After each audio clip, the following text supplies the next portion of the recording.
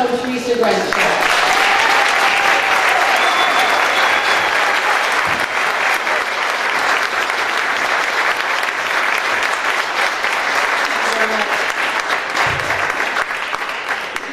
Pleasure to be here with you this evening. And what I really am, ladies and gentlemen, is a legend in my own mind. Tonight you're going to see a movie, The Mighty Max, and it's a loose rendition of what really happened at that particular time. I'm not going to tell you a whole lot about it. At this, you'll enjoy the movie. I think you'll laugh, you'll cry, you'll do whatever. At the end, you'll have a few questions, and I'll answer those for you. But it's been an awful lot of fun. I wish all of you the very, very best, and enjoy the movie.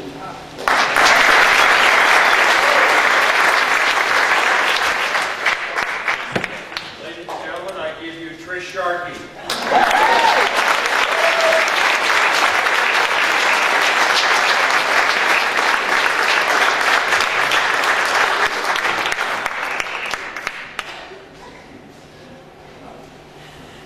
Now, I told you you'd have more questions afterwards than before.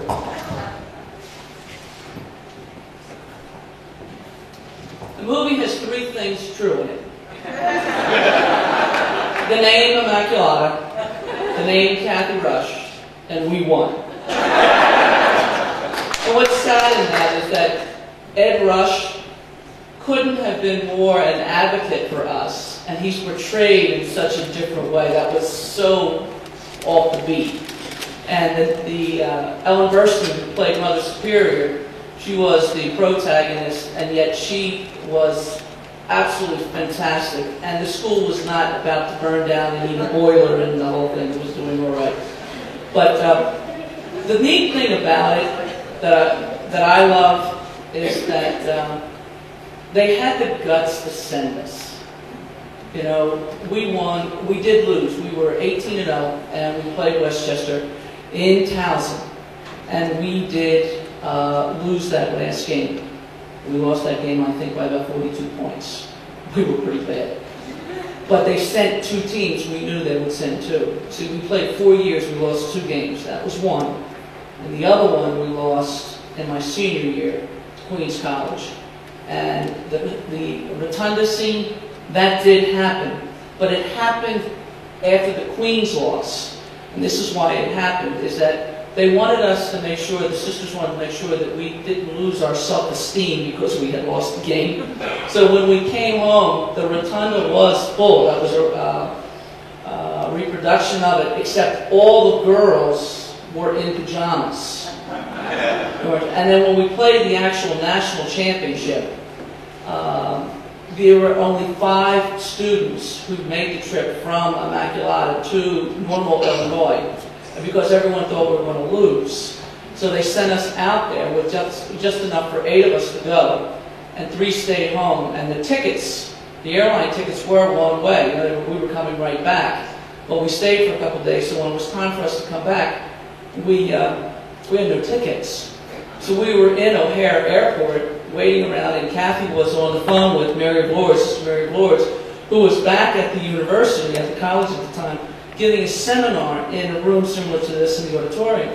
And Kathy would call back after all the games and let them know what the story was and what happened in the game. So Sister Mary Blores was giving the presentation in the auditorium, and at the end, back at the room, she had stationed one of the sisters who would receive the call. And because we didn't have cell phones and all that other business, text messaging, Twitter, we didn't have that. She would have been on top of it. But anyway, the message came through, and the sister in the back of the room gave the thumbs up like this. So Mary Ward said, "Ladies and gentlemen, it is my pleasure to tell you this time, Immaculata College, we are the national champions." And the whole place went berserk. And I don't know whatever happened to the conference. It never ended, or didn't. That was the end of it. But we then won. And Mary Flores came out of the conference and got on the phone with one of her sugar daddies. And the next thing you know, he said, "You fly them home first class." So they flew us home first class on the same plane that Westchester. So Westchester was in the back and coach. We were in the front in first class. And that's not really true about Westchester. We were very good friends with Westchester and those players. We were very good friends. In fact, Carol Larkin, who Michelle knew at O'Hara, was on the Westchester team. And the coach of Westchester was certainly not that person that was portrayed in that. That was not the case.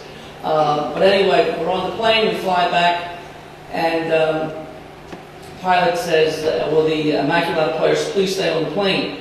And the Westchester players have to walk through us. But just outside the gate waiting in the United section were 400 Immaculatans and fans, and the Westchester people had to walk through our fans.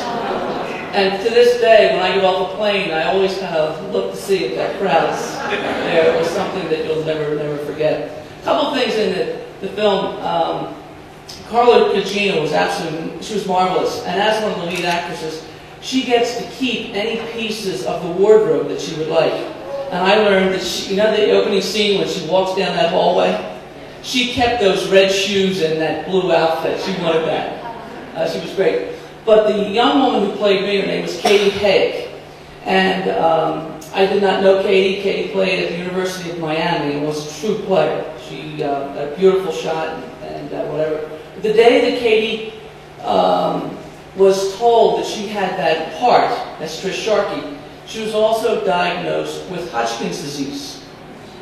So there was a tremendous pull. Would they keep her in that scene, or would she give it up, or what would happen, because she was going to start chemo?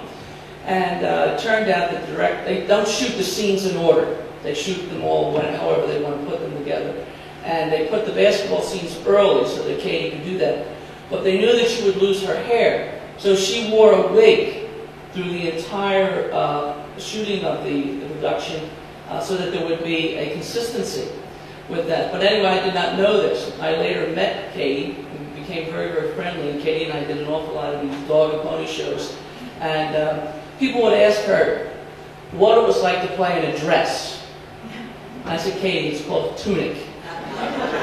She was great. She said, honestly, it was the best. She said, because today we wear the spandex and the long shorts and this and that. She says, playing that dress, it was free. So she really enjoyed it. But she is in remission now, and she is doing very well. She's moved back. I just spoke with her before I came over on Twitter. And she is doing some scenes in New York. And the young woman who was Colleen McCann, the redhead, I don't know if you, the other night I'm watching Law and Order, and I saw her on Law and Order the other day, so I get kind of excited about it. But the fun part is that tunnel scene. Well, here's the thing. I was out at Notre Dame, and the gentleman, they watched the same type of thing, and the gentleman raised his hand and he said, was that tunnel scene, was that true?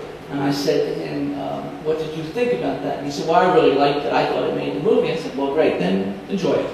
And about 2 weeks later, I was in Reading doing another showing, and a woman raised her hand and asked me the exact same question. What about that tunnel scene? And I said to her, what did you think? And she said, oh, I thought it was awful. It was so cruel. I said, well, of course that never happened. But no, that did not happen. But here's the thing about that scene. That was shot, that was the last scene that they shot. It was July the 2nd, 2007.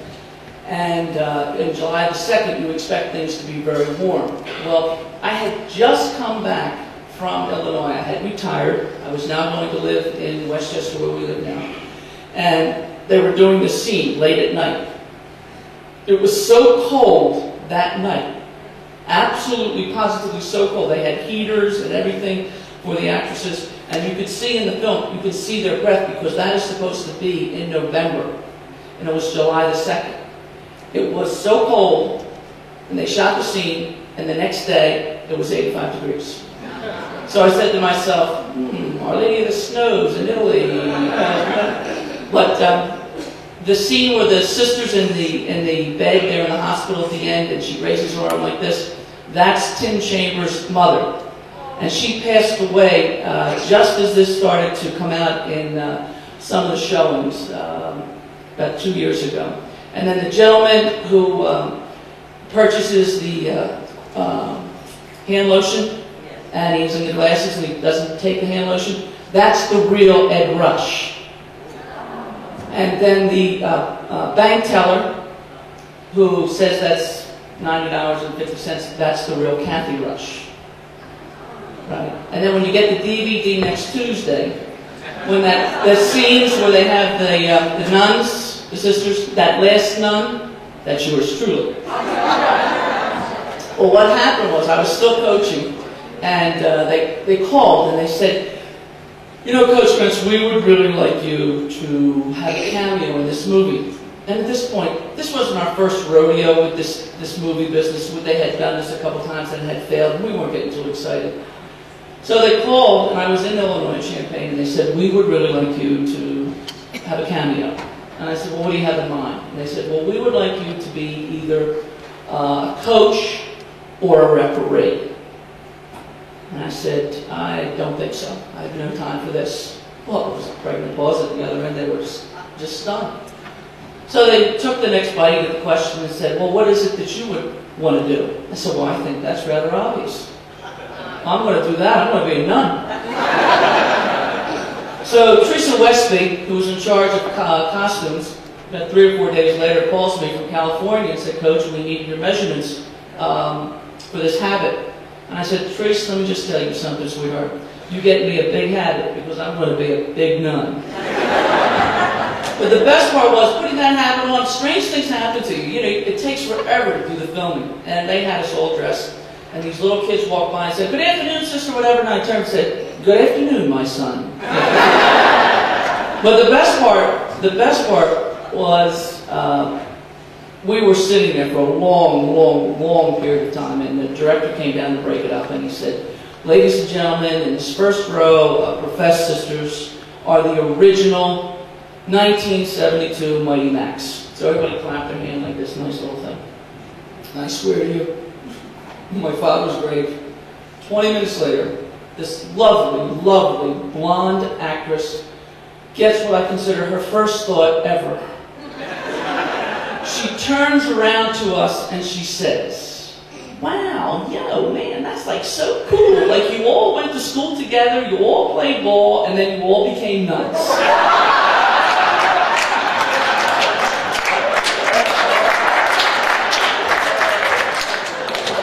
We just looked at each other and went, sister? Sister? We weren't going to do it that way. But we did have an awful lot of fun with it. I think the movie is one. I love the piece in there where Ellen Burstyn at the end, when she takes the money out of the statue, she slides it across and she says, be not afraid. Because that's a message that we can take, all of you can take, whatever form of, whatever you're doing in your life right now, go do it. And I love it because it was John Paul II's message as well. So there's a lot of neat little things in it, trivia pieces. We're over the part that they made me a bad free throw shooter, and I may never forgive them for that, but anyway, because I made those free throws. But it's fun. I hope you enjoyed it. If you have any questions, I'll be glad to take a couple questions, and then we can go on. No questions? How exaggerated were the facilities early on you guys were playing at? There was a very small gym, like a recreation room in the old main of Immaculata, and they tried to replicate that down at St. Coleman's in Ardmore. We didn't play in that. We played in the Bishop across the street, where the young women were training to become sisters. That's where we practiced because we didn't have a gym. But there's a piece. This film has been cut so many different times. When you see the basket and it doesn't have a rim on it, there's a piece that they cut out. There's a statue of our Blessed Mother, and Kathy is Baptist, has no idea what's going on in the Catholic Church, which probably helped her. So she walked over there, but Mary's halo was the rim of the basket. You know, and there were some really neat things, but they cut it, and it's much better now. Anything else? Yes? Just kind of curious, from that point, just what is your thought about the development of women's athletics for basketball? And any thoughts about where it's going, where it's going? Well, it's gone, a lot of things have happened. One, there's far more opportunities for women today. Many, many more opportunities, which I think are wonderful. This year alone, in Division I, there's probably 358 Division I schools, and there's 15 scholarship women on those teams. But I'm going to round it off to 12. So meaning that each one of those schools will recruit 4 new freshmen for their class. When you multiply that out times an average of $50,000, you're talking $71 million will go this year for scholarships for women. From that standpoint, I think it's great. I really do. I think those opportunities are outstanding. But still, we played in front of full houses. And people struggle for, to see, there's just so many things going on right now. And I think that when a team, they have so many dollars for entertainment, they want to make sure that they spend it on something that's really going to make a difference in their life. They want to see people that are about each other. They are not interested in going to a gym and watching chaos, and that's what basketball is. It's chaos in motion, where people are about themselves and how many points did I score or whatever. They just don't want to do that. But I think from the standpoint of the opportunities for women, I think it's great.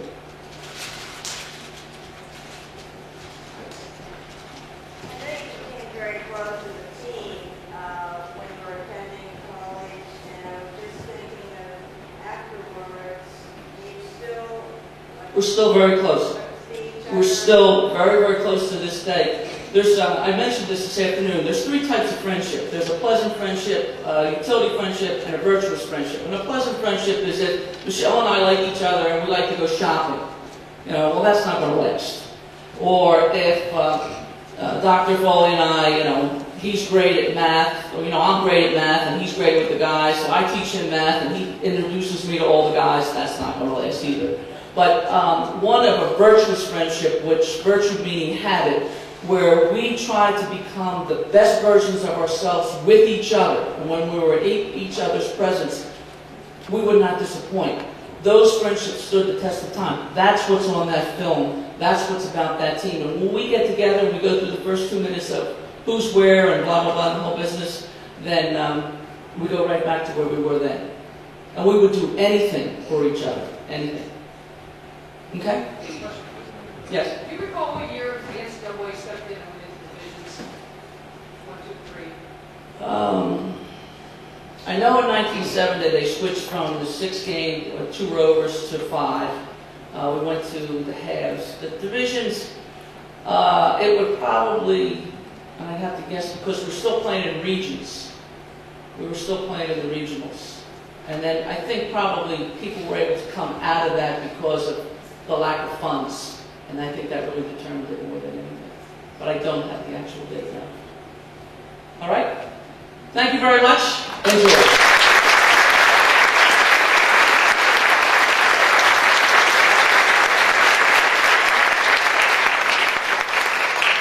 Just a couple of things that Teresa is so modest and left out. First of all, the woman who sewed her sneakers in that little scene in the movie, remember that? She's right here with her. This is Teresa's mom right here.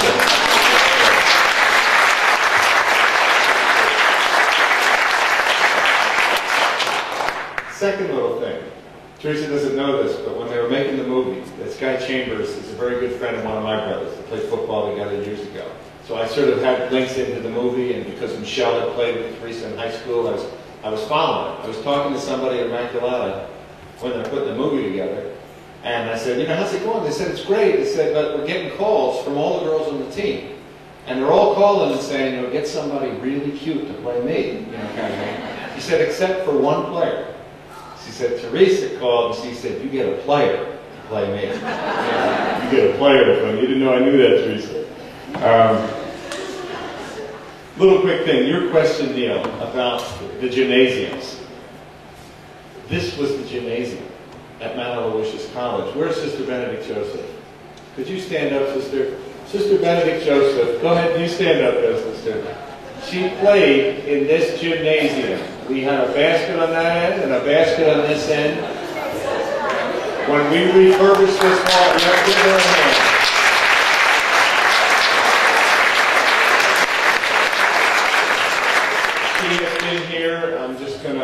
give away her age, only over 50 years she's been here. But she played in this gym. When we refurbished this hall, which is 110 years old, we pulled shuttlecocks out of there from badminton. We pulled volleyballs out of there. And when I stood at this mic and we opened it up, I said, "Sister, I believe these belong to you." So, you know, that kind of a gym. Wonderful day to have Teresa here. We didn't film her at lunch. You should have heard her talk to our basketball team and to some of our staff here at the college. Absolutely fabulous. It's a very small world. I knew the name Teresa Schenk, which is her maiden name, before I met a young lady named Michelle McDonald, and didn't know that they had played together in high school. But I knew Teresa. That's how good a ball player she was, even way back in high school. But thank you, Michelle, for getting Teresa to come here with us. Thank you, Elaine, and all of our team for putting all of this together.